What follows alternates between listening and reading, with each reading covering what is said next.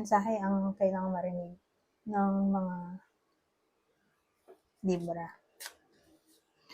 Sa buong buwan ng February, pwedeng nangyari na to o mangyayari pa lang. Hindi man para sa inyo itong magiging reading, di baka para sa someone na malapit sa inyo o sa someone na kakilala mismo. Baka may lumabas na gender mamaya, gawin nyo na lang.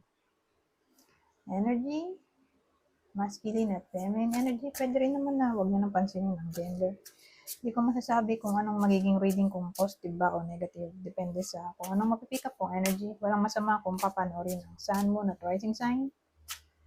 Kasi baka alin man sa mga yan ay mag-resonate na sa sitwasyon ng iba sa inyo. So, mensahe para sa buong buwan ng February 2025.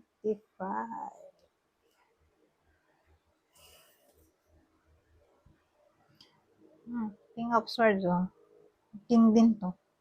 9 of Cups, 7 of Cups. So, energy na lang at dalawa yung tao. Ayan to. 9 of Cups, 7 of Cups.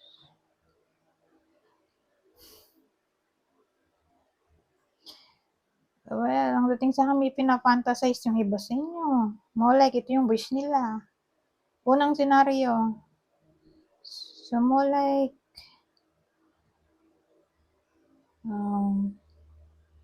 makukuha ng iba sa inyo yung wish.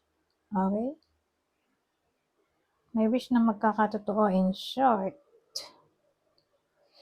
Unang senaryo ay pangalawa. Bado. King of Swords.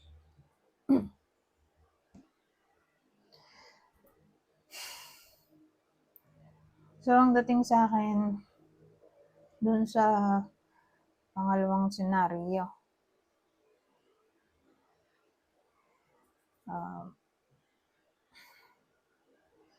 magiging masaya. Magiging masaya ang iba sa inyo. Bakit? Pangalawang senaryo.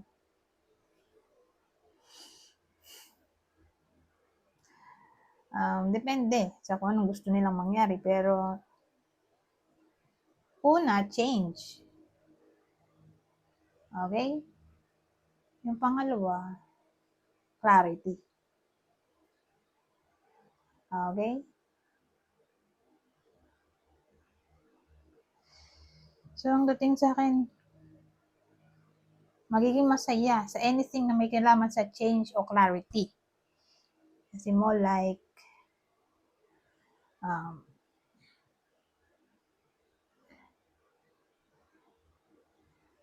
mawawala na yung confusion. Okay? So, yung change ay for the better. Lalo na kung a-action. Kasi nandito yung King of Wands. So, mangyayari to kung mag-e-effort. Kasi action nga yan. Man of action.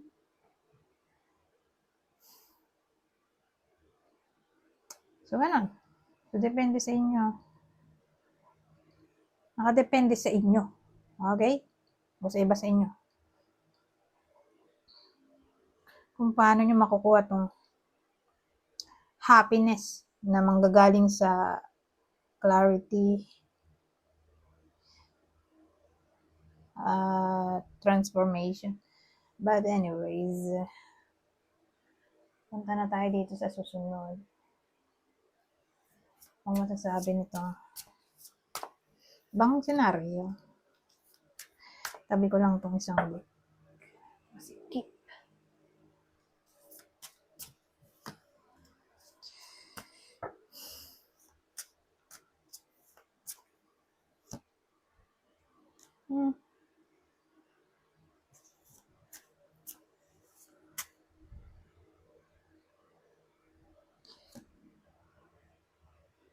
Ay, 3 of Swords itong dulo. Kaya, kasi iniisip ko kanina, separation yun nandun, no? So, inisip ko, saan nang galing yun? Dito, sa jealousy. Kasi ito, lumabas tong Three of Swords. So, ito yung more like freedom. Freedom dun sa problem at ang problem ay jealousy. May aalis kasi in pain. So, case to case basis. Kunin nyo lang info na sa tingin nyo i-fit sa inyo. Pwedeng nangyari na to o mangyari pa lang. Yun yung una. Pero maganda kung i-clarify muna natin bago tayo pumunta sa pangalawang scenario. Jealousy, no? So, sino yung partner? Natatamaan ito. Partner muna bago kakilala. Gemini. Libra. O Cancer. Sabihin natin dito mama sa inyo. Di baka dun sa kakilala nyo. Cancer. Ulit. Sagittarius. Cancer ulit. Unang senaryo, di. Pangalawa na tayo. Sa pangalawang senaryo,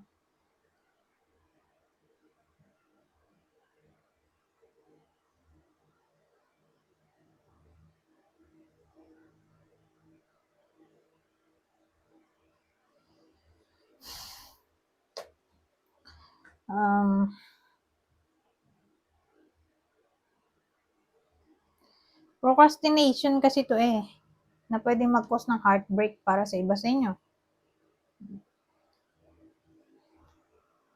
Di agad umaksyon. So, ayun. Dahil di umaksyon, ito yung result. Pain. May opportunity na paparating nag-procrastinate, hindi pinansin agad, o hindi inayos, ayun. End result, pain. Pangalawa, no? Pangatlo, ano kaya yun? Tungkol saan ba yun? Na pwedeng opportunity, na para bang nag-procrastinate, hindi inayos agad. Opportunity o anything na dapat harapin agad, pero hindi hinarap.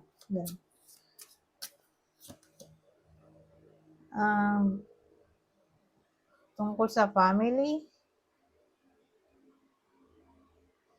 marriage life, anything na nag-deal sa marriage. So sabihin natin ikakasal na yung ex, mahal niya pa. Example lang. Mahal niya pa, kaya lang hindi siya maksyon, ayun, kinasal na. Okay? Gets niya ba? May case na ganun Kakasal na yung ex niya, pero gusto niya pa, kaya lang hindi siya maksyon. Ayun. Hanggang sa kinasal na, wala na siyang magagawa, kasal na O anything nagdi-deal sa marriage life. So sabihin natin nag-away, mga kasal. Ay, Ten of Cups lang pala to. O isama na rin natin yung marriage. Sabagay, Ten of Pentacles yung marriage para sa akin, pero pwede rin naman to. Ten of Cups. Family-related issues. Pwede rin. O sa sariling happiness. Depende nga sa inyo kung anong happiness ang gusto nyo, pero hindi kayo nag-act agad. So, ayun. Pain ang end result.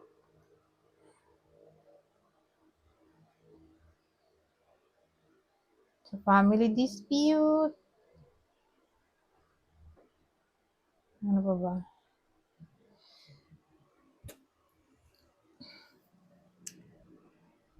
Nakamaisip kasi happiness nga to. Fulfillment, reconciliation, yung Ten of Cups natin. O anything na may kinalaman sa wish.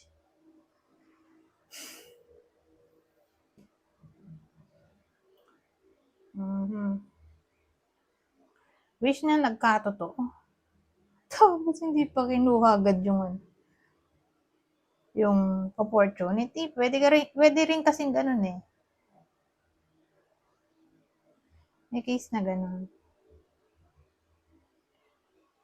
Halimbawa, nagbalik yung ex, hindi agad pinansin na yun. Nasulot na ng iba. Pwedeng gano'n. Pero more like, relationship to. Tungkol sa relationship. O kasal. Love life na lang in short. O wish. Na nagkatotoo, hindi agad ginrab yung opportunity like work.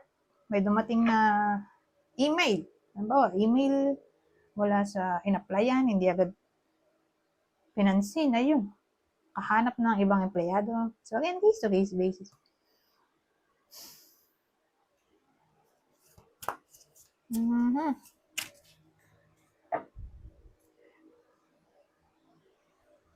Ngayon, dito tayo sa susunod. Ang masasabi nito, ibang detalye. So remember, kung dito tumama sa inyo, di baka nga tumama sa someone na malapit sa inyo. Na magugulat na lang kayo. Doon pala tumama sa kakilala nyo o mahal nyo sa buhay o idol. Itong reading. Ano itong children? Long distance. Meron. Children, long distance. Kunin nga natin itong isang deck. Long distance.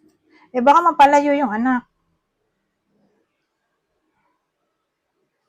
May iba sa inyo, baka mapalayo kayo sa anak nyo o yung anak nyo mapalayo sa inyo. Pero maganda kung i-clarify natin para mas clear.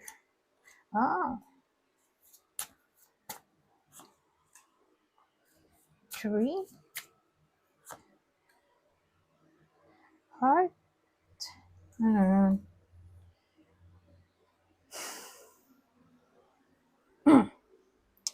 Ano to? Well, tungkol to sa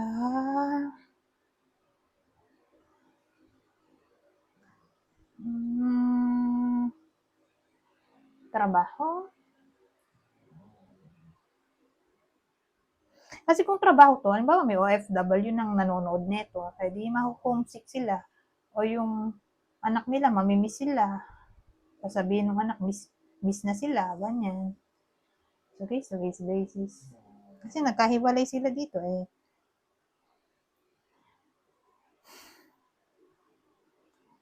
na para bang may longingness dito na-express yung feelings at yun nga, probably napahiwalay dahil sa trabaho. O yung anak nyo, halimbawa, sila yung nasa abroad. So, case basis. Ang mahal nyo sa buhay, like jowa, kapatid na nasa abroad. Whether sila yung ma-homesick o kayo yung makakamiss sa kanila tapos magkakaroon ng heart-to-heart conversation dito. Ganun parang magko-connect sila o magre-reach out tungkol dito sa longingness na feeling o para ipaabot ang sense of love o care. Pero again, like may OFW sa case na to na napahiwalay para mag-work. Kasi work to job yan employment. So again, whether kayo to, asawa nyo, anak nyo, best friend, o ewan ko sino ba to na malapit sa inyo. O kakilala na, yun nga. O wala pa sa din mag-message sa inyo, o kayo yung mag-message sa kanila, o mag-heart-to-heart conversation nga dito tungkol sa topic ng pagka-miss. Na-miss daw yung anak. Na-miss ang Pilipinas. Ay ganyan. Na-homesick na.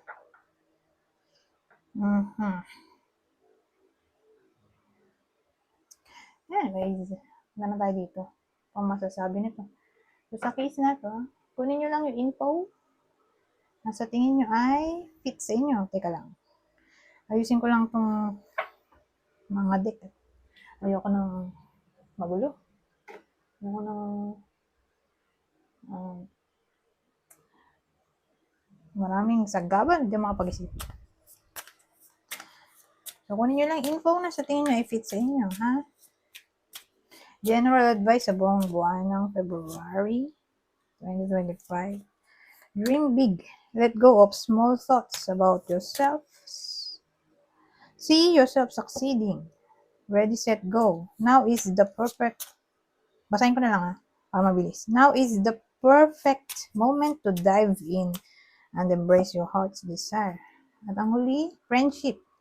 Make a date for a play day with one or more friends. Anyways, hanggang dito na lang. Goodbye. For now.